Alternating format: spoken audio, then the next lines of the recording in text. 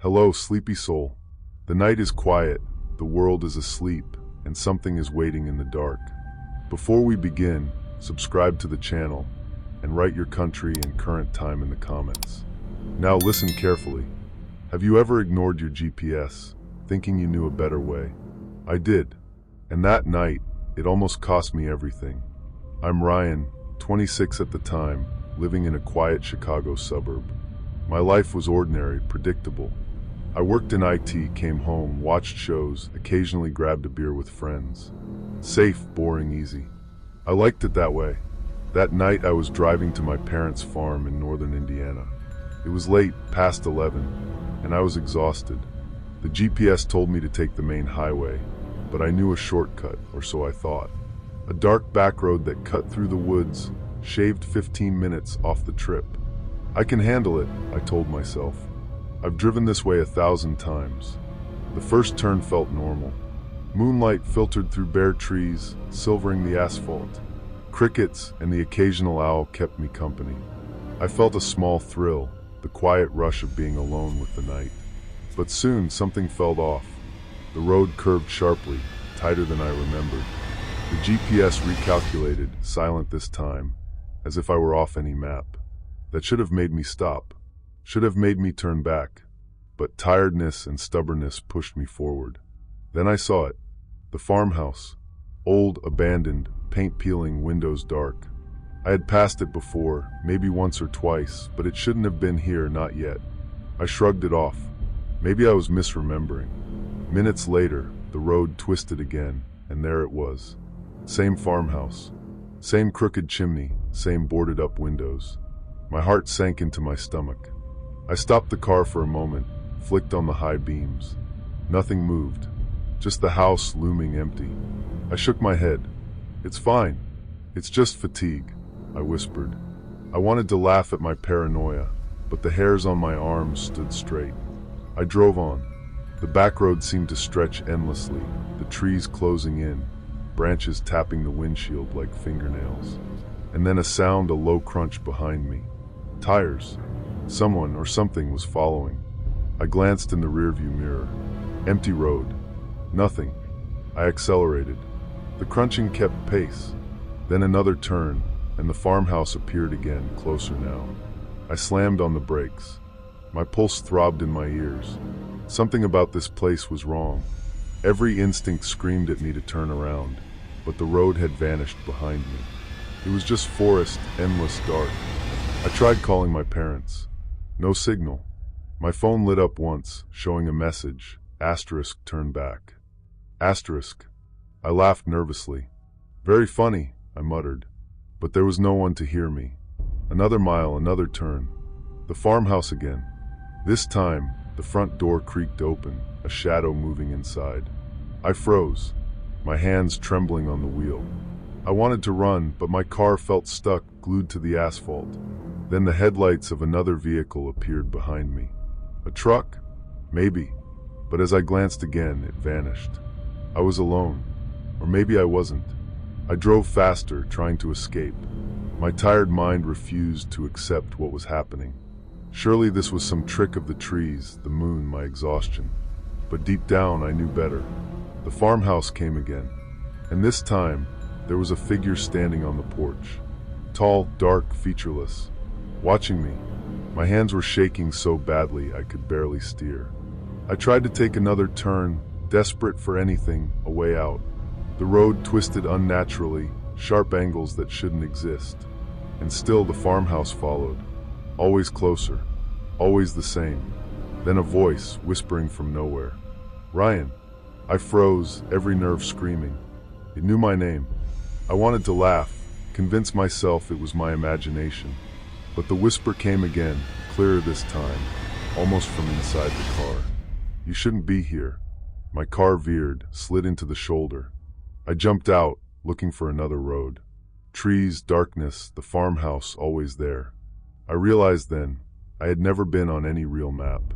This shortcut, it wasn't real. Panic set in. I ran, but the trees seemed to stretch, paths looping back. Every turn brought me to the same spot. The farmhouse. Watching. Waiting. I don't know how long I ran. Minutes? Hours? Time felt stretched, meaningless. And then I saw it. The smashed wreck of a car, half buried in leaves, just like the stories you hear about accidents here. My chest tightened, and it hit me. This shortcut, it only appears to people who died in crashes along this road. To people like me, who should have ended up there. I wanted to scream. My heart pounded, blood rushing. But as I turned, the farmhouse was gone. The road ahead opened up, familiar signs, streetlights. I stumbled back to the car, driving without looking behind me until dawn. When I reached my parents' farm, the sun rose. Everything seemed normal, safe, ordinary. But I couldn't shake the memory, the whispers, the endless road, the house that shouldn't exist. I never took shortcuts again. I avoid backroads at night. And sometimes, when I drive alone, I glance in the mirror, half expecting to see the farmhouse, half expecting to hear the whisper of my name. Because the thing I learned that night is this: danger doesn't always come with a sound or a face. Sometimes it's a road, a path, a choice you think is small. And sometimes it's waiting for you long after you've made it. Even now, years later, when I hear of accidents on quiet backroads, I remember the farmhouse, the whispers, and I know that some shortcuts don't lead anywhere you're meant to return from. If you ever think about ignoring your GPS, taking a back road to save time, don't. Trust me, some roads only appear for people who can't leave them. Sometimes the scariest part isn't what's out there. It's realizing that the road was always meant for you. And that night, I learned too late that danger doesn't warn you. It waits. Story 2. I remember that night like it's burned into my skin. I was 16, home alone for the first time, in our little house on the edge of town. My parents had gone to a late dinner with some friends, and I'd promised myself I'd keep it simple. Homework, some TV, maybe a snack. Nothing exciting ever happened in our neighborhood. Everything felt safe, predictable, even boring. I was curled up on the couch, headphones in, when I first heard it, a soft, muffled crying from outside. At first, I thought it was just the wind, or maybe a neighbor's kid. But then I realized the sound was too precise, too human. It was coming from the porch, right outside the front door. I froze, heart thumping, straining to hear. "Hello," I called softly. My voice felt small, swallowed by the night. The crying stopped. A moment of silence, and then a voice, trembling, desperate. "Please, can I use your phone? I don't know anyone. I just need to call someone." I told myself it was probably a prank. But something about the voice felt real, terrified, pleading. I walked to the door, hand hovering over the lock. Every instinct screamed not to open it. "Don't open it," my brain shouted, but curiosity, fear, and a desire to help tangled together. I unlocked the door and cracked it open. No one. The porch was empty. I squinted into the darkness. "Hello!" My voice sounded louder than I expected. I stepped outside, looking around. Nothing but shadows and the dim glow of the streetlight. The crying had vanished. I shook my head, muttering to myself, "Asterisk, it's fine. It was probably a cat or someone leaving the area. You're fine, asterisk." I stepped back inside and locked the door. That's when I noticed them, muddy footprints, wet and smeared across the welcome mat, leading into the hallway. My stomach sank. I had been the only one home, and the door had been closed. Someone or something was inside. I grabbed the nearest kitchen knife, my hands trembling. Every instinct told me to run, to hide, but my feet felt glued to the floor. The footprints led toward the living room, faint but deliberate, disappearing into the shadows. I called my parents, my voice shaking. No answer. The line was dead. Then I heard it, a whisper, soft but unmistakable, coming from the hallway. "Don't be scared. I just want to use the phone." I spun around. Nothing. Just shadows dancing across the walls from the flickering lamp. I told myself it was my imagination, but deep down I knew better. The voice had a cadence, a rhythm, that mimicked the crying woman from outside. Someone was using it to get me to open the door. I crept toward the hallway, every step careful, knife held in front of me. The house was silent except for the hum of the refrigerator and my own ragged breathing. Then I saw it, a faint movement near the stairs. My heart leapt into my throat. "Who's there?" I demanded, voice stronger than I felt. No answer. I edged toward the stairs, hand on the banister, trying not to make a sound. That's when I saw her, a figure pale, crouched in the corner of the hallway, eyes black and empty, staring at me. My mouth went dry. I wanted to scream, but nothing came out. Then the front door slammed shut behind me. My heart sank into my stomach as the door clicked shut, and I realized I was completely alone. Someone was watching, and I had no way out.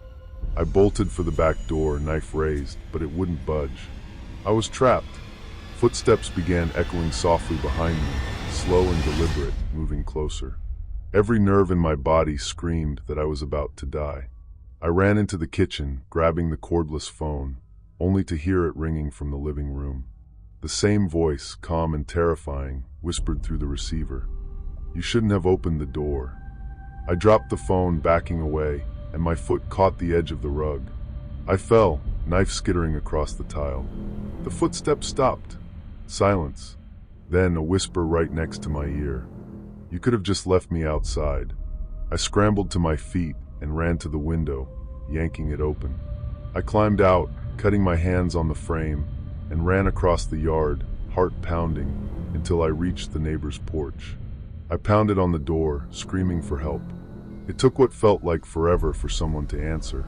My neighbor, Mrs. Henderson, looked at me like I'd lost my mind, but I couldn't speak, could barely catch my breath. Eventually, I managed to tell her something was inside my house. She called the police. When they arrived, they found nothing. No signs of forced entry, no footprints inside, no one hiding. Just my locked door, the chaos I had left behind, and the lingering sense that something, or someone, had been there. I never stayed home alone again. I still check the locks multiple times, even now. Every time I hear crying outside, my stomach twists. And sometimes, when the wind rattles the window, I swear I hear that whisper again, faint and cold. You shouldn't have opened the door. It's a small thing, the door, but opening it once changed everything. Sometimes the scariest part isn't what happens outside. It's what's already inside, waiting for you to make a mistake. Story 3. Have you ever accepted help from someone and realized too late that they weren't helping you? That's the part that still bothers me. Not the dark road, not my dead phone, not even the car breaking down in the middle of nowhere. It's the fact that, for the first 20 minutes, I was grateful to him. My name is Evan. I was 28 when this happened, and at the time I lived in a small town outside Pittsburgh. I worked nights at a printing warehouse, which sounds more interesting than it was. Mostly it was loading paper, fixing jam machines, drinking terrible coffee, and trying not to fall asleep on the drive home. My life was very normal then, boring even. I rented a one-bedroom apartment above a laundromat, called my mom every Sunday, and spent most weekends convincing myself I was going to start going to the gym. The night this happened was in November. Cold, wet, and quiet. The kind of night where the road shines black under your headlights, and every house you pass looks asleep. I had driven out to see my sister, who lived almost 2 hours away. Her husband was out of town, and she needed help moving some furniture before a landlord inspection. I stayed longer than I meant to. We ordered pizza, watched half a movie, and by the time I got on the road, it was close to 1 o'clock in the morning. My sister said, "Just sleep here." I said, "I'll be fine." That was the first bad decision. About 40 minutes into the drive, my phone died. I had forgotten my charger at her place. Annoying, but not terrifying. I knew the route well enough, or I thought I did. Then my car started making a sound. A soft knocking at first, then a rough grinding under the hood that made my chest tighten. I pulled onto the shoulder beside a stretch of woods, turned on my hazards, and sat there listening to rain tick against the windshield. No phone, no houses nearby, no gas station lights, just trees and darkness. I waited maybe 10 minutes, hoping someone would pass. No one did. Then headlights appeared behind me. A dark sedan slowed down and pulled over about 20 feet ahead. The driver's door opened, and a man stepped out holding an umbrella. He looked normal. That's what I always tell people. Not dirty, not wild-eyed, not like a movie creep. He was maybe in his 50s, wearing a gray coat and dress shoes. He had a calm face and a soft voice. "Everything okay?" he called. I almost said yes. That automatic lie people tell strangers. Instead, I said, "Car died. Phone's dead too." He nodded like that made perfect sense. "I can take you to a station. There's one about 15 minutes up." I hesitated. The street looked ordinary, quiet, even comforting, but my gut told me something was off. I'd learned too late that danger often wears a friendly face. Still, it was raining. I was cold. I had no phone, and he looked like someone's dad. So I grabbed my wallet, locked my car, and got into his passenger seat. That was the second bad decision. The inside of his car smelled like mint gum and old leather. Classical music played low from the speakers. The heat was on high, and for the first minute, I was just relieved. "Name's Harold," he said. "Evan." He smiled without looking at me. "I know." I thought I misheard him. "What?" He glanced over. "You said Evan." But I hadn't. I told myself I must have. Stress does that. You lose track of little things. We drove in silence for a while. The road curved through trees, and the rain became heavier. I watched the windshield wipers scrape back and forth, back and forth. Then Harold said, "Long night at your sister's?" I turned my head slowly. "Sorry?" He kept his eyes on the road. "You mentioned you were coming from your sister's." "No, I hadn't." "I know I hadn't." I gave a weak laugh. "Yeah, long night." "What's her boy's name again?" he asked. My nephew's name was Caleb. I didn't answer. Harold smiled a little. "Cute kid. Must be 6 now." My whole body went cold.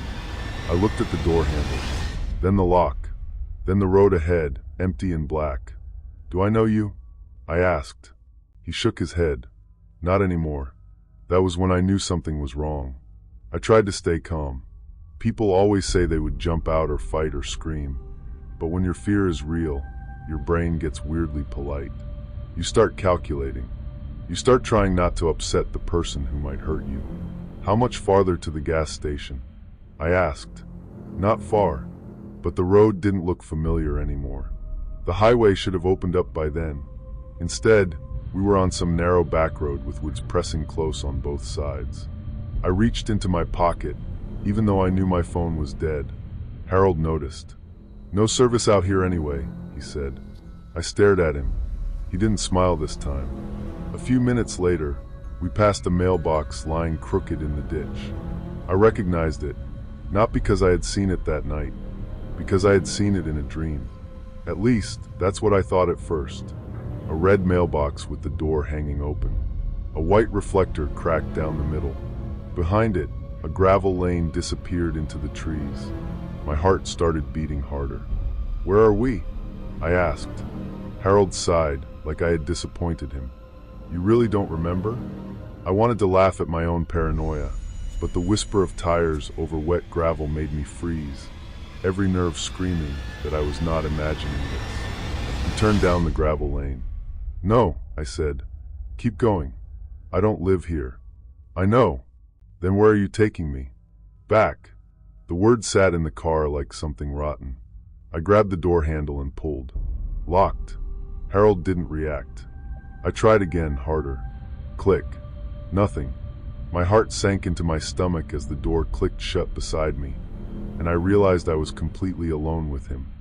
Someone was watching, driving, deciding, and I had no way out. The gravel lane ended at an old farmhouse. It was abandoned, or it should have been. The windows were black. The porch sagged in the middle. Tall weeds leaned against the siding. But there was a light on upstairs. A single yellow square. Harold parked and turned off the engine. For a moment, the only sound was the rain. Then he said, "You walked out of there once." I could barely breathe. "I've never been here." He looked at me then, really looked at me, and there was something almost sad in his face.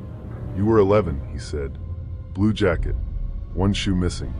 You ran through those trees until a trucker found you by the road." My mouth went dry. I remembered a hospital room. My mother crying. Police officers asking questions. A child psychologist showing me pictures and asking if I knew the people in them. I remembered everyone telling me I had been missing for 2 days, but I didn't remember being taken. I didn't remember where I had been. My family never pushed me. They said memory sometimes protects you. I grew up with a blank space in my childhood and learned to walk around it. Now I was parked in front of it. I said, "Who are you?" Harold reached into his coat pocket and pulled out something small. A photograph. He held it between 2 fingers and placed it on the dashboard. It was me as a child, 11 years old. Blue jacket, dirt on my face, 1 shoe missing. Standing on that porch. Behind me, through the upstairs window, was the shadow of a person. I felt my pulse in my ears, my hands trembling as I fumbled for the seatbelt. Every second felt stretched, like time itself was conspiring against me. Harold opened his door. Cold air rushed in. "Come inside," he said. I shook my head. He didn't yell. He didn't threaten me. That made it worse. "Evan," he said softly, "you left before we finished." Something in me snapped. I slammed my shoulder against the passenger door as hard as I could. Once, twice. The third time, the old lock gave just enough for the door to pop open. I fell into the mud. Harold shouted for the first time. I ran, not toward the road. I don't know why. Panic picked the direction. I ran toward the side of the house, slipping in wet grass, branches clawing at my face. Behind me, I heard his shoes on the gravel. Not rushing, walking. That scared me more than running would have. He knew this place. He knew where I would go. I ducked behind a rotting shed and tried to stay quiet. My breath came out in broken little sounds. Rain dripped through the roof onto my neck. Harold's footsteps stopped nearby. "Your mother kept looking for you," he called. "Even after they told her you were safe. She knew there was more." I covered my mouth. He stepped closer. "And now you know too." A light moved across the shed wall. Not a flashlight. Headlights. Another car was coming up the gravel lane. Harold turned toward it. I didn't wait. I ran out from behind the shed, across the yard, straight toward the headlights. I was screaming before I even knew what words were coming out. The car stopped hard. A woman inside locked her doors when she saw me, which honestly was fair. I must have looked insane. "Please," I shouted. "Call the police." She stared at me through the windshield, terrified. Harold stepped out from the shadows behind me. He raised one hand and smiled like this was just a misunderstanding. "Ma'am," he called, "he's confused. He's my son." That almost worked. I saw it in her face. Then I screamed my full name, my sister's number from memory, my mother's name, anything I could think of. The woman backed her car away from Harold and got her phone. That saved me. Police arrived 15 minutes later, though it felt like an hour. Harold was gone by then. His car was gone too. The farmhouse was empty. But upstairs, they found a room with a mattress on the floor, old children's clothes in plastic bins, and newspaper clippings about missing kids. One of the clippings was about me. The officers never found Harold. They said the plates on his car were stolen. The farmhouse had been abandoned for years, owned by a bank that didn't even know people had been inside. The official explanation was that someone connected to my childhood abduction had found me again. Maybe the same man. Maybe someone who knew him. Maybe someone who had been watching me longer than I want to think about. I wish I could tell you they caught him. They didn't. My car was found the next morning where I left it, hazards still blinking weakly. The mechanic said the battery cable had been loosened by hand. That detail still keeps me up some nights. Because it means my breakdown wasn't bad luck. It was arranged. It has been 3 years, and I don't accept rides from anyone now. I keep chargers in my car, my bag, and my jacket. I share my location when I drive at night. I don't pull over unless there are lights, cameras, and people around. But the worst part is what came back after that night. Memories. Not all at once. Just pieces. A staircase. A yellow upstairs room. A man humming behind a locked door. The smell of mint gum and old leather. Even after escaping, even with the safety of the police lights behind me, a small, cold part of me couldn't stop replaying the face I'd seen through the windshield. the calm, empty eyes that didn't blink. Sometimes people disappear in one night. Sometimes they come back.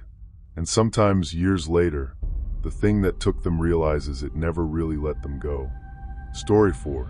The first thing I remember clearly is the sound of my phone hitting the bottom of the empty wave pool. Not breaking, not shattering, just that hard plastic slap against dry concrete, followed by the echo bouncing around the place like someone clapped inside a church. Then everything went quiet. No wind, no insects, no traffic from the highway, just my breathing, and somewhere above me, bare feet running across wet tile. That's the part one still hears sometimes when I'm trying to sleep. Bare feet, not shoes, not boots. Bare feet slapping against the ground in an abandoned water park that had been closed for almost 12 years. My name is Daniel.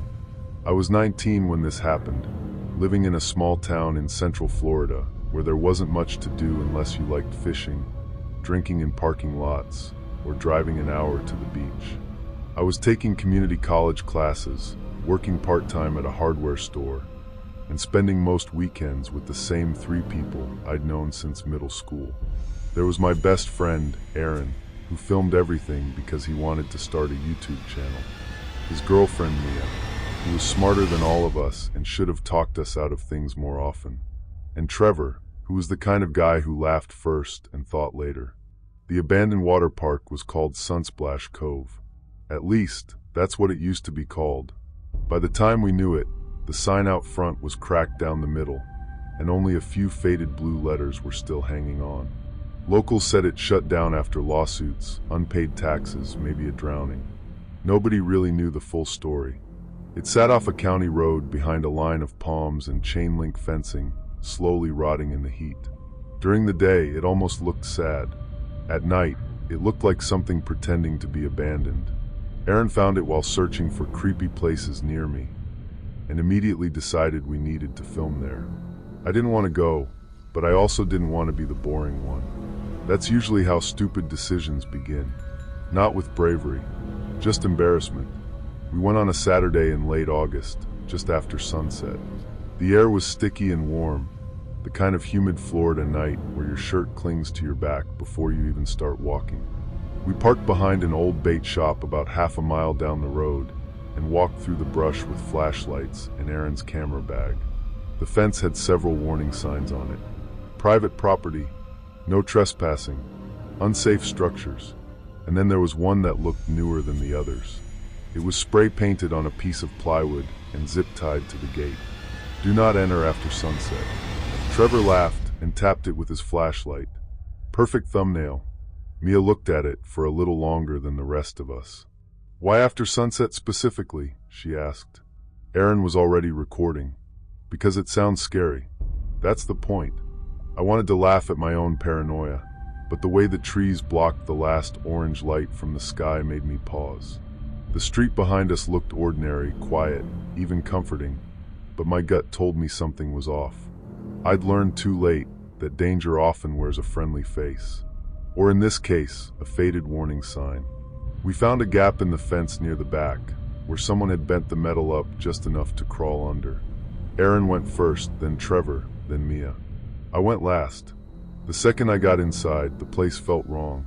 Not haunted, not dramatic, just watched. The main entrance plaza still had ticket booths with cloudy glass windows. Vines grew through cracks in the pavement. Old cartoon dolphins smiled from sun-bleached murals. A dry, lazy river looped around the park, filled with leaves, plastic cups, and black water in the deeper dips.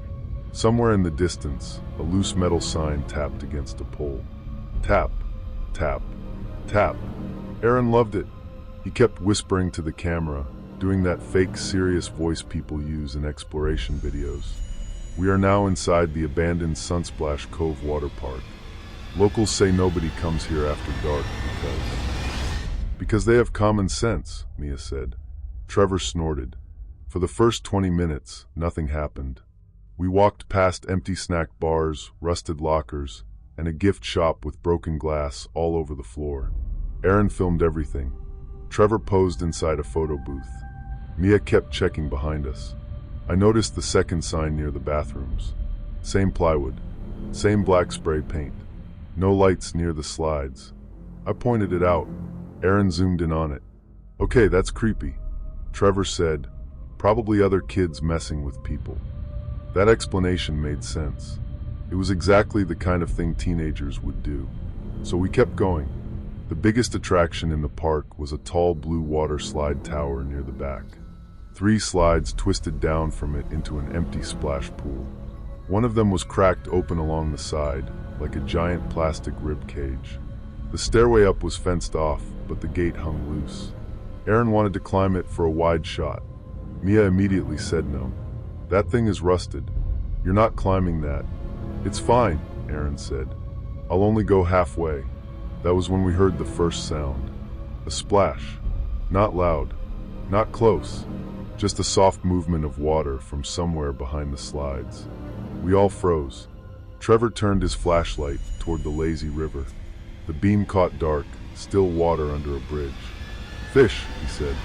In a closed water park? Mia whispered. Frogs, then. It was possible. There were frogs everywhere in Florida. Raccoons, snakes, birds. Plenty of normal explanations. I told myself it was nothing.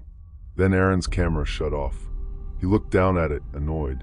Battery's dead. You charged it, Mia said. I know I charged it.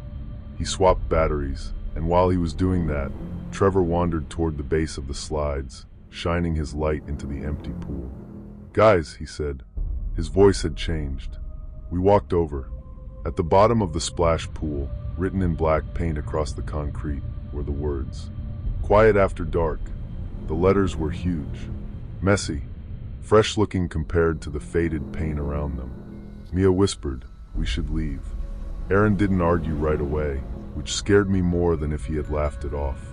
Then, from somewhere under the slide tower, a voice said, Shh. It was soft. Human. Close. My heart sank into my stomach as the sound faded into the empty pool, and I realized we were completely alone inside the fence. Someone was watching, and we had no easy way out. Aaron whispered, Who's there? No one answered. Trevor forced a laugh. Probably some homeless guy. Then we leave him alone, Mia said. Now, we started walking back the way we came. That's when the park lights turned on. Not all of them, just a few.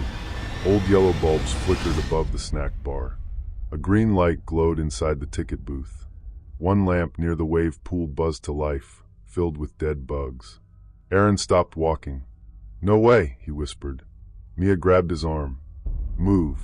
Then music started playing. It came from the park speakers, low and warped, like an old children's song playing from underwater. The melody dragged slowly, bending out of tune. It wasn't loud, but it spread through the whole park, soft enough that you had to listen for it. And listening made it worse. Trevor said, Who turned that on? Nobody answered because we all knew the only good answer was one we didn't have. We hurried past the lockers toward the entrance plaza. The tapping metal sign had stopped. Even the frogs had gone quiet. Then Aaron realized his camera bag was missing. He had left it by the splash pool. I'm not going back, Mia said. My keys are in there, Aaron said. That stopped us. He patted his pockets like maybe he was wrong. He wasn't. Trevor swore under his breath. Are you serious? I'll run and grab it, Aaron said. 2 minutes. No, Mia said. But Aaron was already moving. And because we were stupid, because nobody wanted to split up but nobody wanted to stand alone either, we followed him back. The music got clearer near the slides. That lullaby sound. Slow. Broken. Like someone humming with their mouth too close to a speaker. Aaron's bag was exactly where he'd left it, sitting on a bench by the empty pool. He grabbed it and opened the front pocket. My keys aren't here. He dumped the bag on the bench. Batteries, cables, a lens cloth, his wallet, a granola bar. No keys. Then we heard jingling. From above us. We looked up. At the top of the slide tower, something moved behind the railing. I couldn't make out a face. Just a thin shape crouched low in the dark, one arm hanging through the bars. Aaron's keys dangled from its fingers. Mia started crying immediately, quietly like she didn't want whatever it was to hear her. Trevor shouted, "Hey, give those back." The shape didn't move. Aaron raised his flashlight, but before the beam reached it, the keys dropped. They fell through the dark and landed with a sharp clink at the bottom of the empty pool. Nobody spoke. Then the figure above us whispered, too loud. That was enough. We ran. Not toward the keys. Not toward the entrance. Just away. Panic makes you stupid. We scattered around the wave pool instead of staying together. Trevor slipped on wet leaves and crashed into a plastic lounge chair. Mia screamed his name. Aaron grabbed her. I kept running until I realized I was alone near the old changing rooms. The music cut off. Silence swallowed the park. I backed against a wall covered in peeling sun decals, trying not to breathe too loudly. My flashlight flickered. From somewhere behind the changing rooms, I heard footsteps. Bare feet. Slow at first. Slap. Slap. Slap. I wanted to laugh at my own paranoia, but the whisper of footsteps from the hallway made me freeze, every nerve screaming that I was not imagining this. I turned off my flashlight. That may have saved me. The footsteps came closer, passing the entrance to the changing room corridor. I saw a shape move across the opening. Thin legs, dirty skin, something wrapped around its shoulders like a towel or old tarp. It stopped. I pressed both hands over my mouth. For a second, I heard it breathing. Not heavy, not animal, just patient. Then Aaron's voice shouted from somewhere outside. "Daniel." The figure snapped its head toward the sound and ran. Ran. Bare feet slapping fast across the tile. I bolted the other way. I found Mia near the lazy river, shaking so badly she could barely stand. Aaron was with her, his face pale, camera forgotten around his neck. "Where's Trevor?" I asked. They both looked at me. We called for him, quietly at first, then louder when he didn't answer. That was a mistake. A loudspeaker crackled above us. A voice came through, thin and scratchy. "Quiet after dark." Then Trevor screamed from the wave pool. We found him halfway down in the deep end, sitting on the dry concrete with one hand pressed to his ankle. He'd fallen when he tried to climb out. He wasn't badly hurt, but he couldn't run. Behind him, on the wall of the wave pool, someone had painted another message. "The signs are for you." Below it, in smaller letters, "Not for US." I could feel my pulse in my ears, my hands trembling, as I helped Trevor up. Every second felt stretched, like time itself was conspiring against me. Mia kept whispering, "Please, please, please," over and over. Aaron found his keys at the bottom of the pool and climbed out with them in his fist. We moved as fast as Trevor could limp, heading for the gap in the fence. The park lights flickered above us. The speaker hummed. Somewhere behind the slides, bare feet slapped concrete again. Fast. Then faster. Aaron shoved Mia through the gap first. Trevor collapsed beside the fence, crying from pain and fear. I helped push him under, scraping my arms on the metal.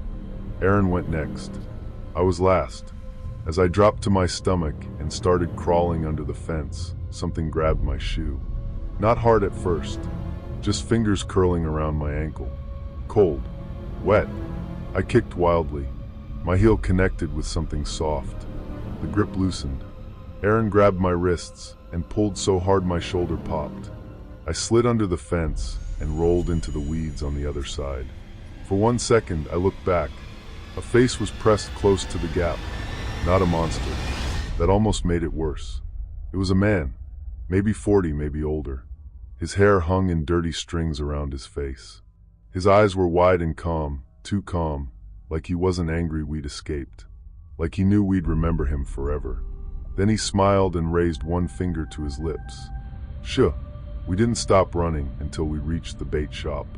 Aaron's hands were shaking so badly, he dropped the keys twice before getting the car unlocked. Trevor was sobbing in the back seat. Mia called 911 as we drove, but she could barely speak. The police met us at a gas station 10 minutes away. They listened, but I could tell they were trying to separate fear from fact. For teenagers, trespassing in an abandoned park after dark didn't exactly sound reliable. Still, Trevor's ankle was swollen, my arms were bleeding from the fence, and Aaron had footage. Not all of it, Most of his files were corrupted, but one clip survived. It showed us standing near the splash pool, laughing at the painted warning.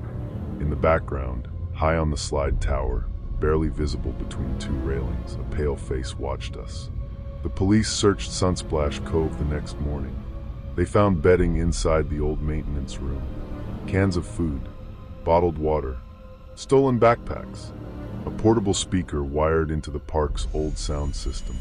They found spray paint, batteries, and a wall covered in photos of trespassers taken from inside the ticket booth. Some photos were daytime. Most were not. They didn't find the man.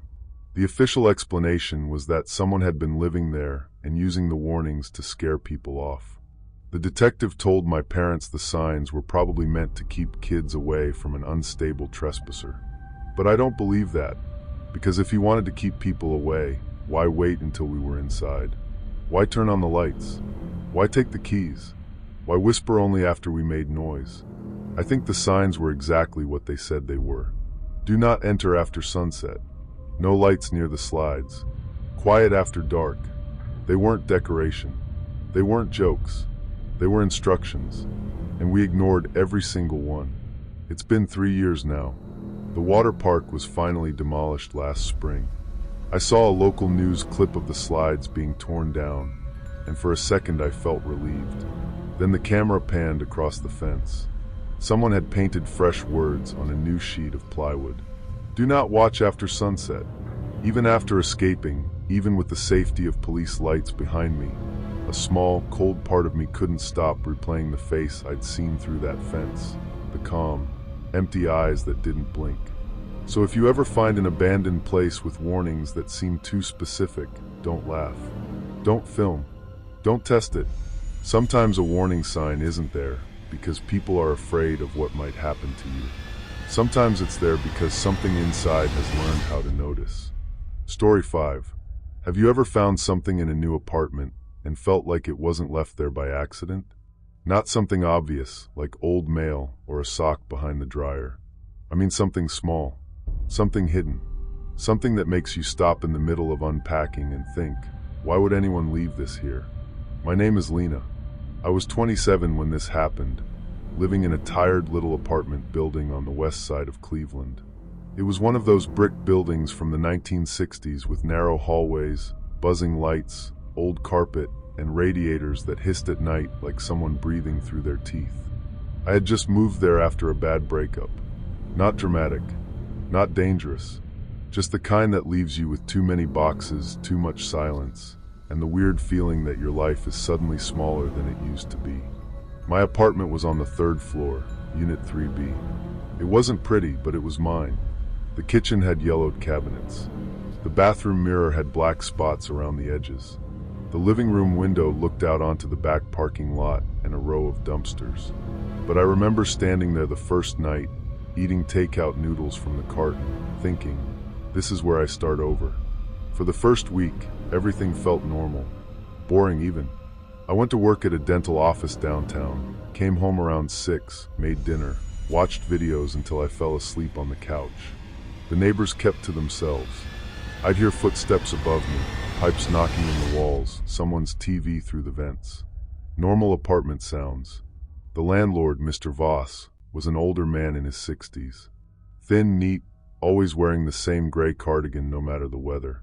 He lived on the 1st floor near the lobby and handled everything himself. He was polite, but in a way that felt rehearsed. Single woman living alone? He asked when I signed the lease. I remember looking up from the papers. Yeah, I said. Is that a problem? No, he said, smiling without showing teeth. Just good to know who belongs where. At the time, I thought he was just old-fashioned.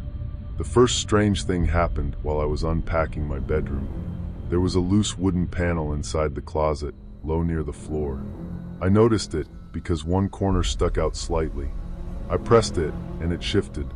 Behind it was a tiny space, maybe big enough for a shoebox. Inside was a key, not a shiny modern key like the ones Mr. Voss had given me. This one was old and brass, with a round head and a small strip of masking tape wrapped around it. Something had been written on the tape, but it was faded until all I could make out was one letter. B. I held it in my palm for a while, just staring at it. A normal person probably would have given it to the landlord right away. But I was curious. And lonely. That's a bad combination, by the way. Curiosity feels harmless when you're bored. It feels like something you're doing just to pass the time. You don't realize until later that sometimes curiosity is just fear wearing a friendlier face. I tried the key on my own door first. It didn't fit. Then on the little storage closet across the hall. Nothing. I laughed at myself and tossed it into my junk drawer. For 2 days, I forgot about it. Then, on a rainy Thursday night, the power flickered while I was cooking pasta.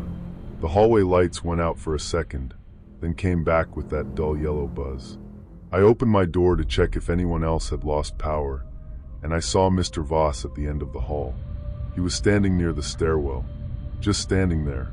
He wasn't fixing anything, wasn't holding tools. He was facing my door. When he saw me, he smiled. "Everything all right, Lena?" I didn't remember telling him he could call me by my first name. "Yeah," I said. "Power just flickered." "Old building," he said. "She makes noises, but she's safe." Then he looked down at my hand. I hadn't realized I was holding the brass key. I must have grabbed it from the junk drawer without thinking when the lights flickered. His face changed, only for half a second. Not fear exactly, recognition. Then it was gone. "Where did you find that?" he asked. His voice was calm, but too quick. "Oh," I said, trying to sound casual. "It was in the closet. I was going to ask you about it." He walked a few steps closer. "You should give that to me." Something about the way he said it made my fingers close around the key. "Is it yours?" "It belongs to the building. I can bring it down tomorrow." His smile tightened. "That would be best." Then he turned and went downstairs. I locked my door after that. I told myself it was nothing. He was the landlord. Maybe it opened a maintenance room. Maybe tenants weren't supposed to have it. Simple. But the next morning, I woke up and found a note slipped under my door. It said, "Some doors stay locked for a reason." No signature. No envelope. Just those words in block letters. I stared at it for a long time. My first thought was that Mr. Voss had left it. My second thought was that maybe one of the neighbors had seen the key. My third thought, the one I didn't like, was that someone had been close enough to my door while I was sleeping to slide paper underneath it. At work, I showed the note to my co-worker, Mara. She read it and made a face. "Creepy," she said. "But maybe the landlord's just dramatic." "Would you give him the key?" "Honestly? Yes. That would have been the smart thing." Instead, that night, I tried the key again. I don't know why. Maybe because the note scared me. Maybe because Mr. Voss scared me more. Maybe because I had that stubborn feeling people get when someone tells them not to do something without explaining why. I waited until almost midnight. The building was quiet except for rain tapping against the stairwell windows and someone coughing on the second floor. I put on socks so my footsteps wouldn't be loud, slipped the key into my hoodie pocket, and stepped into the hall. The street looked ordinary through the window, quiet, even comforting, but my gut told me something was off. I'd learned too late that danger often wears a friendly face. I tried the laundry room first. Nothing. Then the utility closet. Nothing. Then the back exit. Nothing. I almost gav upp. Then I went down to the basement. The basement door was at the bottom of a narrow stairwell behind the lobby. I had never gone down there before. Tenants weren't supposed to. There was a printed sign taped to the door that said maintenance only. The key slid in perfectly. My heart sank into my stomach as the door clicked open, and I realized I was completely alone, standing at the entrance to a place I had been warned not to find. The basement smelled like damp concrete, bleach, and old dust. I pulled the chain on a bare bulb. The light came on weakly, swinging a little. There were shelves of paint cans, broken blinds, boxes of old tiles, and a boiler in the corner making a low humming sound. At first, it looked normal. Then I noticed the door at the back. It was small, metal, and painted the same dull gray as the wall. No sign, no handle, just a keyhole. The brass key opened that too. The room behind it was cold. Not basement cold, refrigerator cold. I reached for the light switch, found it, and flipped it on. The walls were covered in photographs. Hundreds of them, maybe more. They were pinned in neat rows from floor to ceiling. Some were old and faded. Some looked recent. Most were pictures of people in the building. Tenants in hallways, tenants carrying groceries, tenants checking mail, tenants standing outside their doors. At first, my brain refused to understand what I was seeing. Then I recognized the woman from 2A, a nurse who smoked by the back door. There was a photo of her laughing into her phone in the lobby. Beside it, another photo of her opening her apartment door while holding a wine bottle. Underneath, written in black marker, were the words, "Before she let him in." I moved to the next row. A young couple who had lived on the first floor before me, according to old mail still stacked in the lobby. In one photo, they were arguing near the stairwell. Under it, before he packed the wrong bag, another showed an older man standing at the mailboxes, looking over his shoulder. Before he stopped checking, my mouth went dry. Then I saw my own picture. It was recent, so recent that for a second I didn't breathe. It showed me inside my apartment, standing in my bedroom closet, holding the brass key. The angle was high, slightly tilted. From inside the closet wall, under the photo, in neat black letters, someone had written, "Before she got curious." I don't remember deciding to run. I just remember backing away too fast, bumping into a metal shelf, and hearing something clatter to the floor. The sound cracked through the room like a gunshot. Then, from somewhere above me, footsteps. Slow, coming down the basement stairs. I turned off the light without thinking and froze in the dark. I wanted to laugh at my own paranoia, but the whisper of footsteps from the hallway made me freeze, every nerve screaming that I was not imagining this. The basement door opened. A thin line of yellow light stretched across the floor. Then Mr. Voss said, "Lena?" He sounded disappointed. Not angry. Disappointed. Like I had failed some test. I pressed myself behind the metal shelf, one hand over my mouth. My phone was in my pocket, but I was too scared to move. I could hear him walking slowly between the boxes. "You shouldn't have come down here," he said. I don't know who he was talking to. Maybe me. Maybe himself. His footsteps stopped near the hidden room. The light clicked on. I saw his shadow stretch across the floor. Then he sighed. "You saw the wall." My hands were shaking so badly I almost dropped the key. I slipped my phone out and tried to unlock it with my thumb, but my skin was sweaty and it didn't read. I wiped it on my hoodie and tried again. No service. Of course. I opened the emergency call screen, but before I could press anything, my phone buzzed. A text message appeared from an unknown number. "Don't scream. Boiler room. Left side. Door behind pipes." I stared at it, confused and terrified. Then another message came. "Go now." I didn't think. I moved. Mr. Voss heard me immediately. "Lena." His voice sharpened. I ran. Not gracefully. Not quietly. I knocked over a bucket and slammed my shoulder into the boiler, so hard I felt pain shoot down my arm. Behind me, Mr. Voss yelled my name again. I found the pipes on the left side. Behind them was a low wooden door I never would have noticed on my own. It stuck at first. I pulled until my fingers burned. It opened into a crawl space. I dropped to my knees and crawled. Dust filled my mouth. My hoodie snagged on nails. Behind me, I heard Mr. Voss moving fast now, kicking something aside. "Stop," he said. "You don't understand what you found." That was the worst part. He didn't sound like a man caught doing something wrong. He sounded like a man protecting his work. The crawl space led to a small storm door outside near the dumpsters. I shoved it open and spilled into the rain, scraping my palms on the concrete. For a second, I just lay there gasping. Then a hand grabbed my arm. I screamed. A woman's voice whispered, quiet. "It's me." It was the nurse from 2A. Her name was Camille. I barely knew her, but I recognized her tired eyes and the cigarette smell clinging to her jacket. She pulled me behind the dumpsters. "Did you see the room?" she asked. I nodded. Her face went pale, like part of her had hoped I'd say no. "He watches everyone," she said. "There are cameras in the walls. Closets, vents, smoke detectors. I found one last year. Why didn't you call the police? I did. She looked toward the basement door. They came. He showed them leases, maintenance records, said I was unstable. The camera was gone by then. After that, he started leaving pictures at my door. My stomach turned. He's coming, she whispered. We heard the storm door creak open. Camille grabbed my wrist and pulled me toward her car. My legs barely worked. I could feel my pulse in my ears, my hands trembling as I fumbled for the car door. Every second felt stretched, like time itself was conspiring against me. We got in and locked the doors. Mr. Voss stepped out from the basement entrance.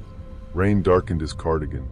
He didn't run. He just stood there under the weak parking lot light, looking at us. Camille started the car. For one awful second, it didn't turn over. The engine clicked again. Mr. Voss began walking toward us. I started crying then. Not loud, just that helpless shaking kind of crying where your body knows it might not get another chance. The engine finally caught. Camille reversed so fast the tires skidded, then drove straight over the curb and out of the lot. We didn't stop until we reached a gas station 3 blocks away. That's where we called the police. This time, Camille had proof. She had been collecting it quietly for months. Photos he'd left, screenshots of messages, a tiny camera she'd found hidden inside a hallway smoke detector. And now she had me, shaking in the passenger seat, with the brass key still clenched in my hand. The police searched the building that night. Mr. Voss was gone.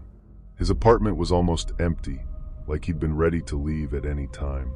They found monitors in a locked cabinet, hard drives, duplicate keys, files on current and former tenants. The basement room had been stripped before they got there, but not completely. He'd missed some photos behind a shelf, including mine. The detectives told me later that he had been doing it for years. He chose tenants who seemed alone, people new to the city, people going through divorces, students, older men, single women, people no one checked on every day. He learned their habits, their mistakes. That was what he called them, mistakes. Opening the door for someone pretending to need help, leaving a window unlocked, taking out trash at the same time every night, trusting him when he said he needed to check a leak. Some tenants moved out suddenly. Some filed complaints and were ignored. One man had disappeared years earlier, though the police never officially connected him to Mr. Voss. At least, not that they told me.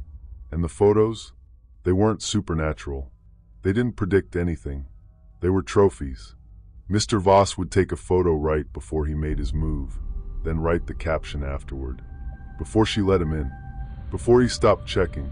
Before she got curious. He liked the idea that people cause their own fear. That if they had made one different choice, they would have been safe. That's what still bothers me most. Because he wasn't completely wrong. I did get curious. I did ignore the note. I did go into the basement alone. But that doesn't mean I deserved what happened.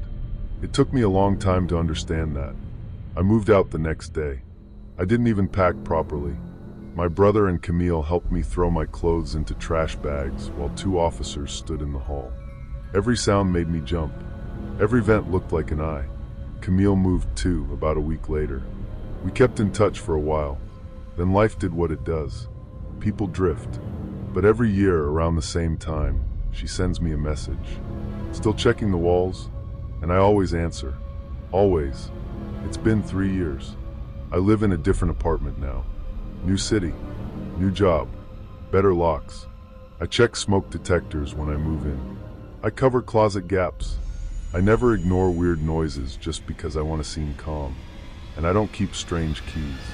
Even after escaping, even with the safety of the police lights behind me, a small, cold part of me couldn't stop replaying the face I'd seen through the rain that night. The calm, empty eyes that didn't blink.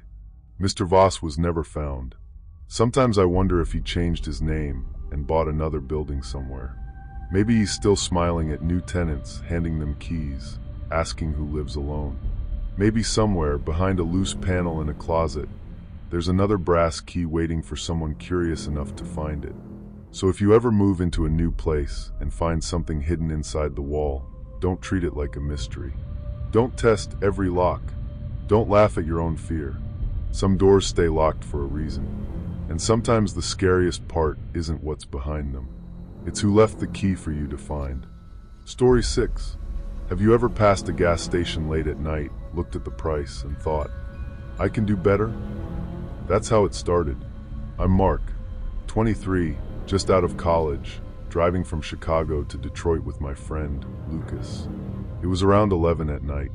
Traffic was sparse, street lights flickering occasionally over the highway, and my car hummed along the asphalt like it had a life of its own. Normally, I'd have stopped at the first station, the one right off the interstate. Busy, expensive, crowded. But Lucas had seen a cheaper one a few miles down the road and insisted we save a few bucks. I agreed. I thought nothing of it. The detour started normally. Two-lane highway, trees on either side, the occasional deer crossing sign. The night smelled like wet asphalt and pine. The GPS still showed us en route, though I noticed the road looked narrower than expected, darker, almost abandoned. I shook the thought away. It's fine, I told myself. Just a shortcut. The gas station appeared out of the darkness like a mirage. Flickering lights, peeling paint, and a lone pump at the edge of the lot. No cars, no people. My stomach twisted with a strange unease, but I laughed nervously. It's fine. Just quiet. Lucas stepped out first. He waved at me. Come on, let's get this done quick. Inside, the attendant stood behind the counter. Not a word, just stared. Pale, thin, eyes that seemed to reflect the fluorescent lights more than any soul. I wanted to say something, ask if we could pay with card, even just greet him. Nothing. He just stood there, watching. I shivered, stepping back outside. Lucas was pumping gas. The screen on the pump, nothing. No numbers, no amount, no price. The digital display flickered, unreadable. My hands shook as I reached for my wallet. Everything okay? Lucas asked, noticing my pale face. Yeah, just weird screen. The pump finished. He grabbed the receipt.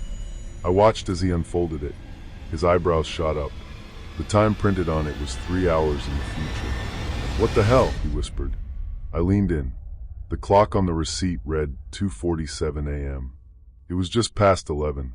My pulse hit my throat. Maybe the machine's broken? I suggested. My voice sounded weak even to me. Lucas nodded, but his eyes didn't leave the paper.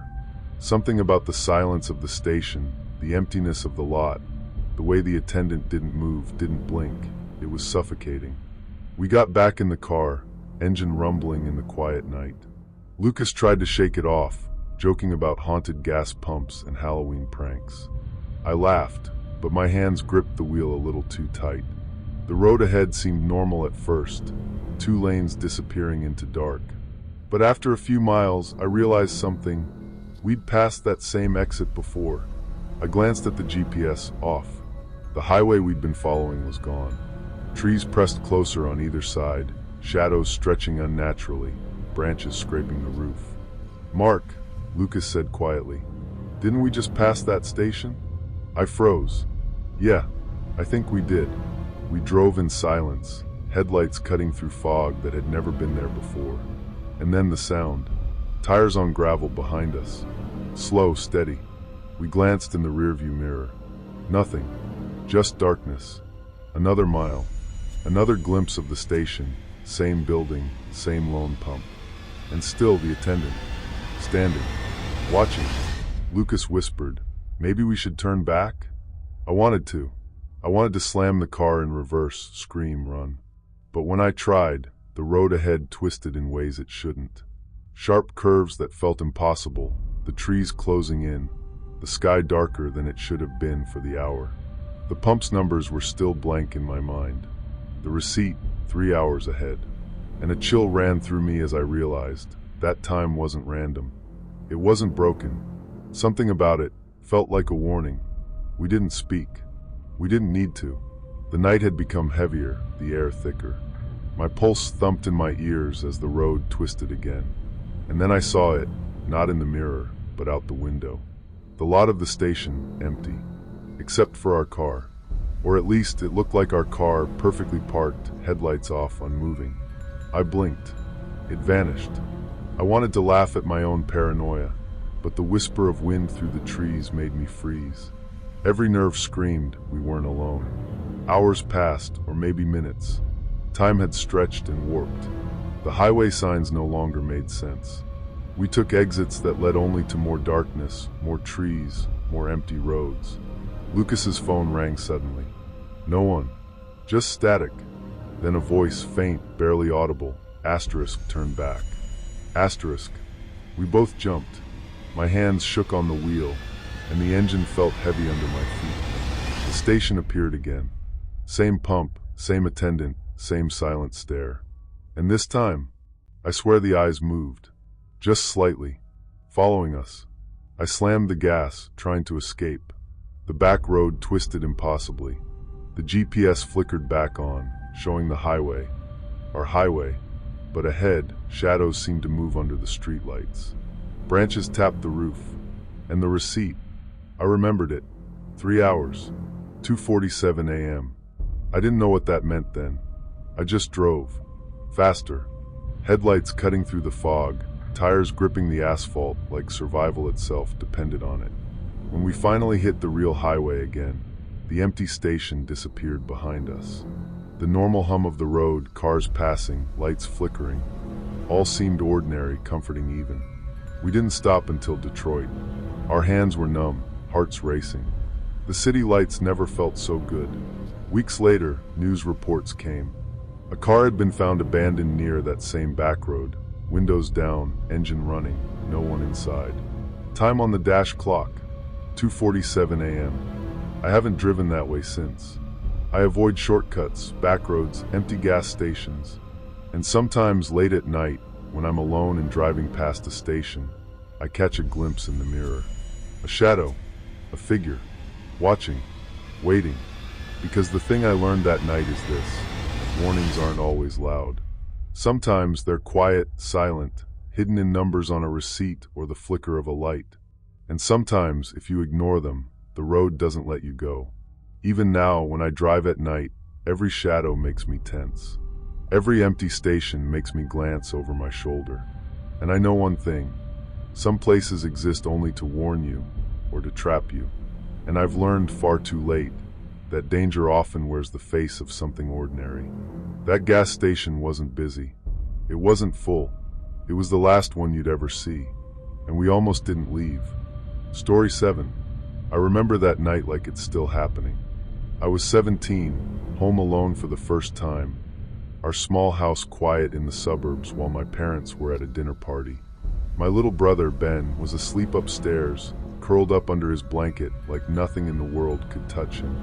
I'd just finished some homework, the soft hum of the air conditioner filling the living room. Life felt ordinary, predictable, even boring. Then my phone rang.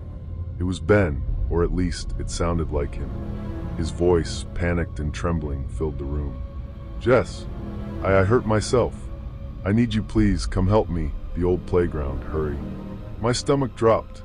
That voice, his voice, it was unmistakable. I leapt from the couch, grabbing my coat, my keys, anything I could throw in a bag. "It's okay, Ben. I'm coming," I whispered, fumbling out the front door before thinking twice. I didn't call my parents. I didn't think to tell a neighbor. All I could see was him, hurt, alone somewhere in the darkness. I ran to my car, heart hammering, and started down the streets toward the old playground near the edge of town. The roads were empty, the streetlights flickering as I drove faster than I should have. Every shadow along the sidewalks made me flinch. I kept calling his name, but there was no answer, only the echoes of my own voice bouncing back at me. When I arrived, the playground was deserted. The swings swayed slightly in the wind, the slide creaking, empty. I stumbled out of the car, scanning every corner. "Ben!" My voice cracked, and for a moment I thought I saw a figure dart behind the jungle gym. But it was gone when I looked again. Then my phone rang again. Same number, same voice. "Jess, hurry, they're coming." My hands shook as I held it, looking around. My gut screamed something was wrong, but fear for him overrode reason. I ran through the playground, calling his name over and over, until the voice whispered again. "Please don't be afraid. I need you." That's when I noticed the recordings. My own brother's voice, yes, but clipped, fragmented, almost too perfect. I froze. Something wasn't right. Something about the way he was calling sounded rehearsed, like someone had studied him, memorized him. I turned back toward my car to check my phone again, and the sound of footsteps behind me made me spin around. Nothing. Just the dark outline of trees, the swings moving as if pushed by invisible hands. Panic gripped me. I wanted to run, but my mind was stuck on that voice. Then I noticed it, a shadow moving near the parking lot, not quite human. It mimicked my own movements, just at the edge of my vision. I stumbled back toward the playground, clutching my phone, trying to call my parents. No signal. The fear pressed down on me like a physical weight. A whisper came from behind me, soft, calm, coaxing. "Jess, hurry. Hurry before they take him." My heart raced. Every instinct told me to flee, but I couldn't. I wanted to help him. I ran again, this time screaming his name into the night. And that's when I saw the glint, a reflection of myself in the darkened windows of an abandoned building beside the playground. My own eyes staring back, wide, panicked, mirrored by someone else's shadow. The phone buzzed. "He's asleep, Jess, but you've come out anyway." I dropped to my knees, my hands shaking, the truth finally clawing into my mind. Ben had been asleep all along. The voice, the urgency, it wasn't him. Someone had been copying him, studying old videos, using his voice to manipulate me, lure me out into the night. I scrambled back to my car, fumbling with the keys, my pulse deafening in my ears. Every second felt stretched, like time itself was conspiring against me. I got inside, locked the doors, and started the engine, trembling so hard I could barely shift gears. The street looked ordinary, quiet, even comforting, but my gut told me something was off. I couldn't shake the feeling that I was being watched, followed. I kept checking my mirrors, seeing only empty streets, but the memory of that shadow lingered, a dark, patient presence just beyond perception. When I finally made it back home, I ran inside, locking the door behind me. Ben was still asleep upstairs, oblivious. I sank to the floor, shaking, trying to calm down. The phone lay on the counter, screen dark. I didn't touch it. Days later, after the police came, alerted by a neighbor who had seen me running and screaming, they found nothing. No one had been near the playground. No evidence of anyone copying Ben's voice. Just me alone, replaying every detail over and over. The memory of that call and the shadow pressing into my chest like it never left. Even now, years later, I still check the locks multiple times, avoid walking out alone at night, and jump at every unexpected call. And sometimes, when the phone rings and the caller ID is unknown, I pause. I don't answer, because that voice, it could be anywhere. Waiting, watching, patient. You'd think this only happens in movies, but danger doesn't always wear a mask. Sometimes it just needs a voice. And the worst part, some things are clever enough to imitate the people you love, and patient enough to wait until you step right into their trap. I never go near that old playground again. I don't answer unknown numbers, and I don't trust voices, no matter how familiar they sound. Because the moment I let my guard down, the person who calls might already be inside my mind, my instincts, my house. And that's when you realize the scariest thing isn't what's outside, it's what's inside, and sometimes you only notice it too late. Story 8. Have you ever walked into a hotel room and immediately felt like you weren't the first person inside? Not in the normal way. Not because the bed looked slept in, or because there was a towel on the floor, or anything obvious like that. I mean the kind of feeling where the room is clean, the lights work, everything looks expensive and quiet, but some part of you knows you're being watched. That's what I felt the night my girlfriend and I accepted a free room upgrade. My name is Mark. I was 29 when this happened. At the time, I lived in Columbus, Ohio, and worked as an assistant manager at a grocery store. My girlfriend, Rachel, was 27 and worked at a dental office. We were both tired all the time, both saving money, both pretending we had our lives more figured out than we actually did. For our anniversary, we decided to take one weekend away. Nothing fancy, Just a two-night stay in a historic hotel about 3 hours from home, near a small downtown area with restaurants, old brick buildings, and those antique stores that all smell like dust and candles. The hotel looked nice in the photos, old but renovated. The kind of place that uses words like boutique and timeless because the elevator is slow and the floorboards complain when you walk. We got there around 9:30 on a Friday night. It had been raining the whole drive, and by the time I pulled up to the entrance, the streets were shiny and empty. Rachel was asleep against the window with her coat bundled under her cheek. The lobby was warm and dim, with yellow lamps, dark wood, and a fireplace that looked real but probably wasn't. There was one woman at the front desk. She had short black hair, glasses, and a name tag that said Mara. She smiled when we walked up, but it didn't reach her eyes. "Checking in?" she asked. I gave her my last name. She typed for a moment, then stopped. Her expression changed so quickly I almost missed it. Just a tiny pause, a tightness around her mouth. "Is there a problem?" I asked. "No," she said. "Not a problem." Rachel glanced at me. Mara clicked the mouse a few more times, then lowered her voice. "Actually, we're going to upgrade you tonight." Rachel perked up. "Really?" "Yes," Mara said, still staring at the screen. "No extra charge. Larger room. Better view." That should have been a nice surprise. But Mara looked nervous. Not fake customer service nervous. Real nervous. I said, "Are you sure? We just booked the basic queen room." "I'm sure." She printed the key cards and slid them across the desk. "Room 614. Then she leaned a little closer and said, "If anything in the room seems inconvenient, just call the front desk." "Inconvenient?" Rachel asked. Mara blinked, like she regretted using that word. "Old buildings," she said. "They make noise." That was the first strange thing. I told myself it was nothing. The elevator took forever. It was one of those old ones with mirrored walls and a low ceiling that made it feel smaller than it was. Rachel was excited now, scrolling through restaurant menus on her phone. "Free upgrade," she said.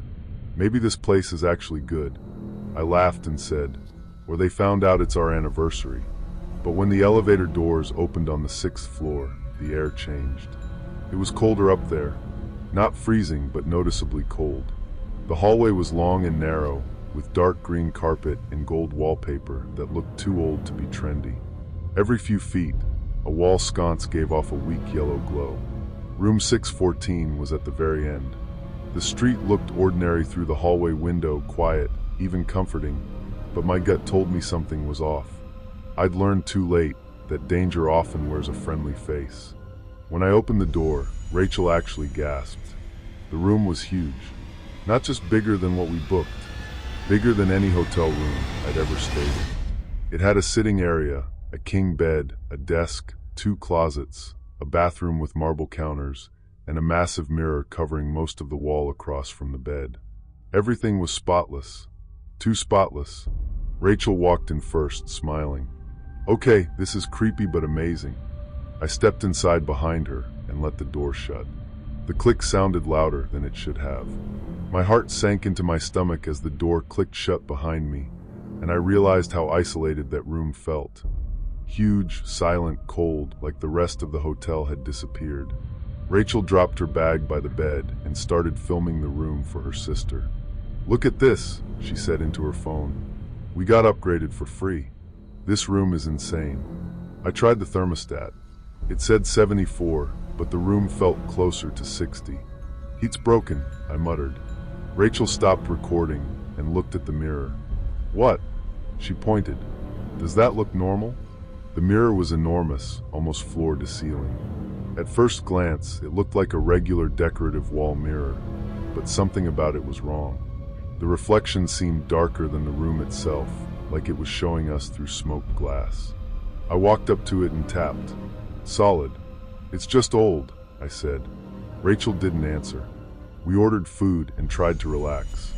For about an hour, everything was fine. We ate on the bed, watched some dumb reality show, and made jokes about how we were too tired to be romantic on our anniversary. Around midnight, Rachel went to take a shower. I was sitting on the bed, half watching TV, half falling asleep, when I heard a whisper. At first, I thought it was the shower. Then I muted the TV. The whisper came again. Soft. Close. Behind the wall. I sat still. It was coming from the mirror. I wanted to laugh at my own paranoia, but the whisper from behind the glass made me freeze, every nerve screaming that I was not imagining this. I stood up slowly and walked toward it. The whisper stopped. I leaned close. For a few seconds, there was nothing. Then a voice said very softly, "Not them." I stumbled back so fast I hit the desk chair. Rachel opened the bathroom door with a towel around her hair. "What happened?" "There's someone behind the mirror." She stared at me. "What?" "I heard someone." She looked scared for half a second, then annoyed, like she wanted it to be a joke. "Mark, I'm serious. We called the front desk." Mara answered on the second ring. "Front desk. Hi, this is room 614, I said. "We're hearing voices." Silence. Not confusion. Not surprise. Just silence. Then she said, "From where?" "The mirror." Rachel's face changed when I said it out loud. Mara breathed in carefully. "Stay in the room. I'll send maintenance." "Stay in the room?" I said. "Why would we not stay in the room?" She didn't answer. A knock came about 10 minutes later. I opened the door with the security latch still on. A man in a hotel uniform stood in the hallway. He was maybe 60, gray-haired, tired-looking. His name tag said Paul. "Maintenance," he said. I let him in. He didn't ask us what happened. He walked straight to the mirror. That bothered me. He pressed his hand against the glass, then looked along the edges. Rachel asked, "Is there a room behind there?" Paul didn't look at her. "Old service space. So someone could be back there?" I asked. "No one should be." "Should be." He took a small radio from his belt and turned away from us. "Front," he said quietly. "It's active again." Rachel heard it too. Her eyes locked on mine.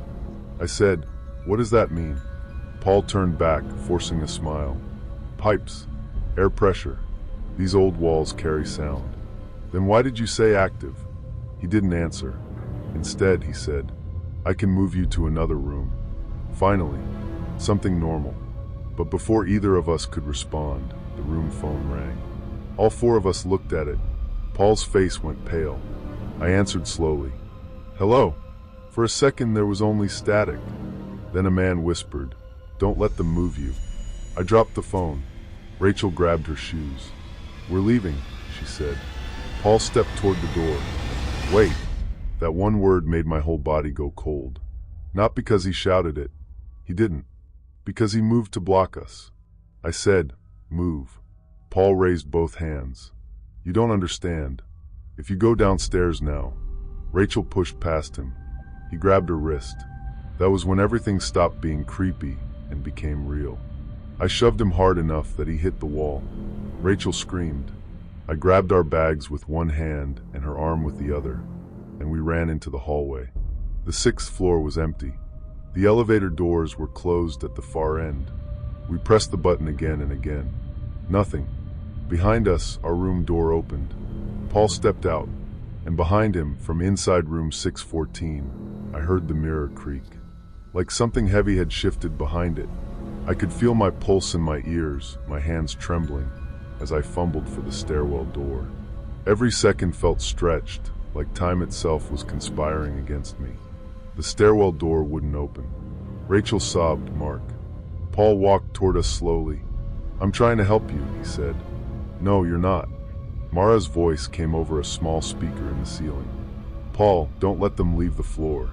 Rachel looked up, horrified. That was the moment I understood. The upgrade wasn't random. They had put us there on purpose. I slammed my shoulder into the stairwell door once. Twice. On the third hit, it opened just enough for Rachel to slip through. I followed, and we ran down the stairs so fast I nearly fell. Behind us, Paul yelled, "They'll see you on the cameras." We made it to the lobby. Mara was already standing in front of the exit. She had a phone in her hand, but she wasn't calling police. She was whispering into it.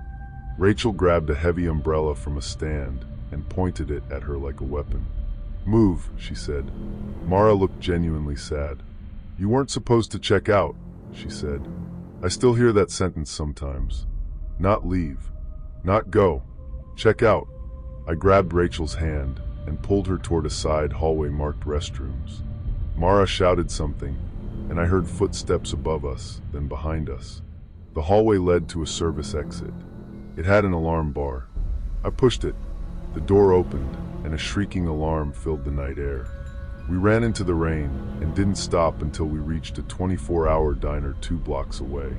Rachel was crying so hard she could barely talk. The waitress called the police. The officers went back to the hotel with us. By then, Mara was calm. Paul was nowhere to be found. The hotel manager had arrived and acted confused and apologetic. He said Mara was new. He said we misunderstood. He said old buildings made strange sounds. He offered a refund before the police even asked questions. Room 614 looked normal when they checked it.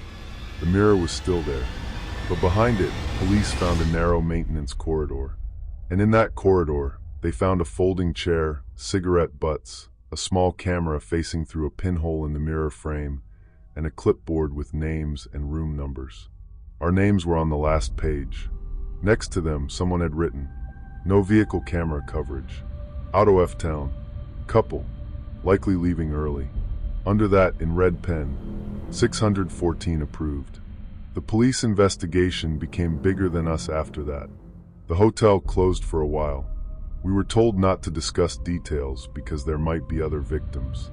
I never got all the answers, and honestly, I'm not sure I want them. Paul disappeared. Mara claimed she had been threatened and forced to cooperate. Maybe that was true. Maybe it wasn't. The manager denied knowing anything, which I still don't believe. Rachel and I broke up the next year. Not because of the hotel, not completely, but it changed something between us. We both became different people after that. Nervous, suspicious, always checking vents, locks, mirrors, smoke detectors. Even after escaping, even with the safety of the police lights behind me, a small, cold part of me couldn't stop replaying the reflection I saw in that huge mirror. The dark glass, the hidden space behind it, and the calm, empty eyes that didn't blink. I don't accept free upgrades anymore. I don't care if it's a hotel, a flight, a rental car, or anything. Because sometimes free doesn't mean lucky. Sometimes it means someone chose you. And by the time you realize why, they're already waiting on the other side of the wall. Story 9. The text came in at 8:46 p.m. I still remember the exact time because I looked at it twice, laughed, deleted it, and went back to fixing my hair in the bathroom mirror. The message only said, "Don't go tonight." No name, no explanation, no punctuation except the period at the end, which somehow made it feel more serious than if it had been all caps. At the time, I thought it was spam, or some dumb prank from one of my friends. Now, I'd give almost anything to have listened to it. My name is Ryan. I was 24 when this happened, living in a small apartment in Tacoma, Washington. I worked at a print shop during the day, mostly making flyers, wedding invitations, business cards, stuff like that. It wasn't exciting work, but it paid my half of the rent, and at that point in my life, stable felt like a luxury. I lived with my older cousin, Matt. He was the kind of guy who believed every bad thing could be avoided by locking your doors, carrying cash, and not trusting anyone who smiled too much. That night, he was working late, and I was getting ready for a party across town. It wasn't a close friend's party. That's important. A girl named Tessa had invited me. I knew her from the coffee shop near my job. We talked a few times, mostly small stuff. Weather, music, long shifts, how expensive everything had gotten. She was pretty in a quiet way, with dark hair and this calm, steady voice that made you feel like she was paying attention to every word. Earlier that week, she'd asked if I wanted to come to a little house party on Friday. "Nothing crazy," she said. "Just friends. Music. Drinks. You should come." I almost said no because I didn't really know her. But I'd been feeling stuck. Lonely, honestly. My life had become work, apartment, sleep, repeat. So I said yes. When that message came in, I was standing in my bathroom, buttoning my shirt. "Don't go tonight." I stared at it. The number was blocked. Not unknown exactly, but hidden behind some kind of private ID. I tapped the message, waited for more, but nothing else came. I showed it to Matt when he got home for 5 minutes before leaving again. He frowned and said, "Don't go." I laughed. "You say that about everything. Because most things are stupid. It's probably one of your friends messing with me. My friends don't have your number." That should have bothered me more. Instead, I deleted the message. I remember the tiny whoosh animation when it disappeared from my screen. It felt satisfying at the time, like I was deleting the bad feeling with it. I told myself it was nothing. The house was in an older neighborhood near the edge of town, where the streets were lined with big trees, and half the porch lights were either too bright or completely dead. It had rained earlier, so the pavement reflected the streetlights in long orange streaks. The air smelled like wet leaves and cigarette smoke. I parked 2 blocks away because the street was full. The house itself looked normal. 2 stories, pale yellow siding, a sagging porch, music leaking through the walls. Nothing screamed danger. Nothing looked abandoned or weird. Still, as I walked up the steps, I felt that small pull in my stomach. The street looked ordinary, quiet, even comforting, but my gut told me something was off. I'd learned too late that danger often wears a friendly face. Tessa opened the door before I knocked. That was the first strange thing. She didn't look surprised to see me. Not happy exactly, more like relieved. "You came," she said. I smiled. "Yeah, was I not supposed to?" For a second, her expression changed. Then she stepped aside. "No, I'm glad. Everyone's waiting." I thought she meant everyone was waiting for more people to show up. I was wrong. The second I walked inside, the conversations dipped. Not stopped completely, but lowered, like when a teacher walks into a classroom. There were maybe 15 people in the living room and kitchen, some sitting on the couch, some standing by the counters, red cups in their hands, music playing low from a speaker near the window. Every face turned toward me, not in a dramatic way, just quietly. Tessa touched my arm and said, "This is Ryan." Nobody said hi. A guy in a denim jacket near the fridge smiled at me and raised his cup. "Took you long enough," he said. I laughed because I didn't know what else to do. Traffic. Nobody laughed with me. Tessa led me to the kitchen and handed me a drink.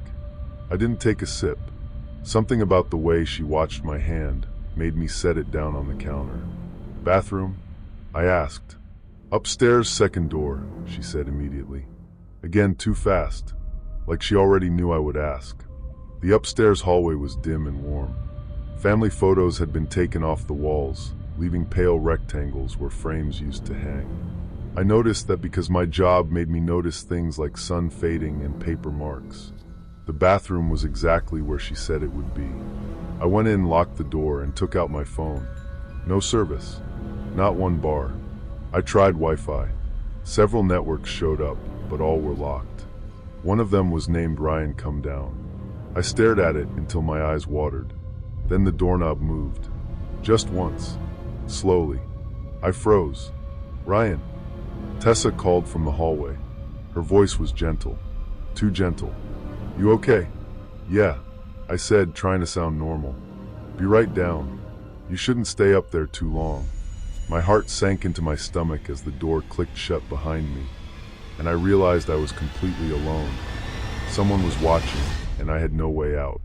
I waited until I heard her footsteps go downstairs. Then I unlocked the bathroom door and looked into the hallway. Empty.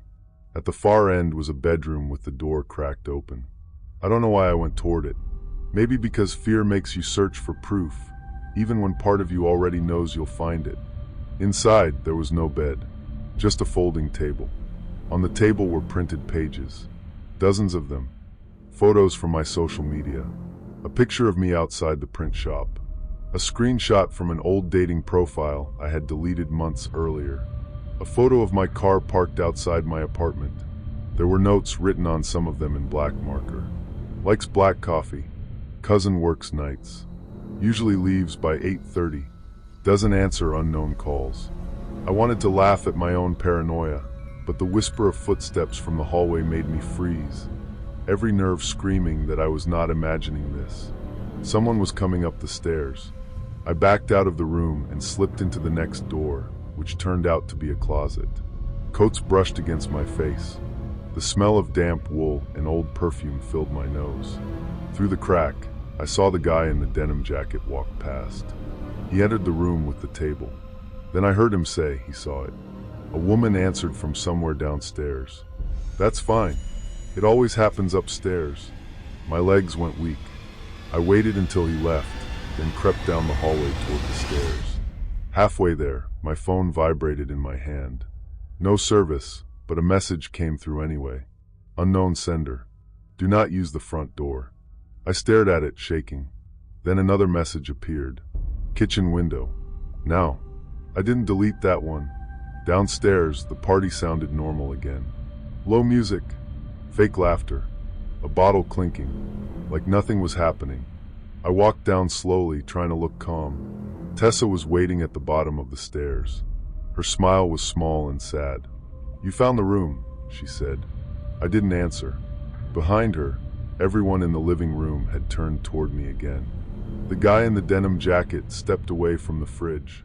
"Ryan," he said, "we just need you to sit down for a minute." "No," I said. My voice cracked. He put both hands up. "Nobody wants to hurt you." That sentence is never comforting when it comes from someone blocking your way. I ran into the kitchen. Someone grabbed the back of my shirt, but the fabric stretched and tore.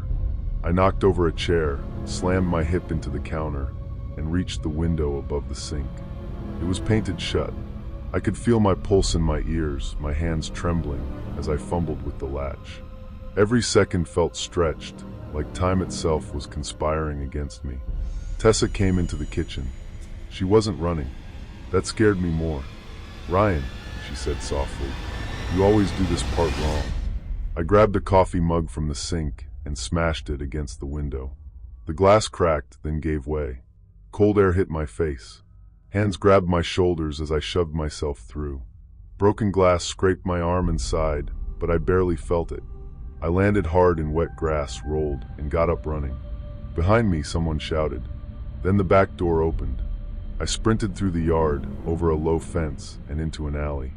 My shoes slipped on wet pavement. I didn't know where I was going. I just knew I couldn't stop. At the end of the alley, I saw headlights. A car idling by the curb. For one terrifying second, I thought it was them. Then the window rolled down, and an older woman leaned over from the driver's seat. "Get in," she said. I called 911. I hesitated. She held up her phone. "I saw you come through the window. Get in before they catch up." I got in. My hands were bleeding. My shirt was torn. I kept looking back at the alley, expecting Tessa's calm face to appear. Police arrived within minutes. By then, the house was empty. No music, no cups, no people. The table upstairs was gone. The only thing they found was my phone case, cracked on the kitchen floor. I hadn't even realized I'd dropped it. The officers took my statement, but they looked at me the way police look at people when the story is too strange to write cleanly in a report. They believed something happened. They believed I was scared. But a whole house full of people vanishing in minutes sounded impossible. Tessa was gone too. The coffee shop said nobody named Tessa worked there. I showed them a picture I had secretly taken of her one afternoon, sitting by the front window with her drink. The manager stared at it and said he'd never seen her before. That night, Matt picked me up from the hospital. He didn't say, "I told you so." He just sat beside me while a nurse cleaned the cuts on my arm, his face pale and angry. At 6:13 the next morning, I finally got my phone back from the police. There was one outgoing message in my log, sent at 6:12 a.m. to an unknown blocked number.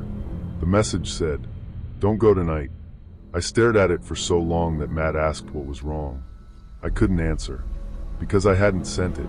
At least, I didn't remember sending it. But there it was. Same wording, same period at the end. The same message I had deleted the night before. A detective later told me it could have been spoofing, cloning, malware, anything. Phones do strange things. People fake numbers. There was probably a technical explanation. Maybe there was. But a week later, I found a video in my deleted folder. It was 6 seconds long. Dark, shaky. The camera pointed at my face in the back seat of Matt's car while I slept on the ride home from the hospital. My eyes were closed, my lips moved, and in a voice that sounded exactly like mine, I whispered, "Send it earlier next time." Even after escaping, even with the safety of police lights behind me, a small, cold part of me couldn't stop replaying the faces in that house. The calm, empty eyes that didn't blink. I moved out of Tacoma 2 months later. I stopped going to parties. I stopped talking to strangers who seemed too interested too fast. I don't scan QR codes.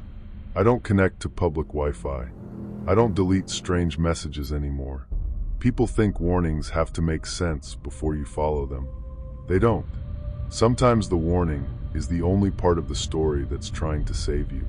And if you ever get a message that says don't go tonight, don't be brave. Don't laugh. Don't delete it. Because maybe it's spam. Maybe it's a prank. Or maybe it's you from the morning after, begging yourself not to make the same mistake twice.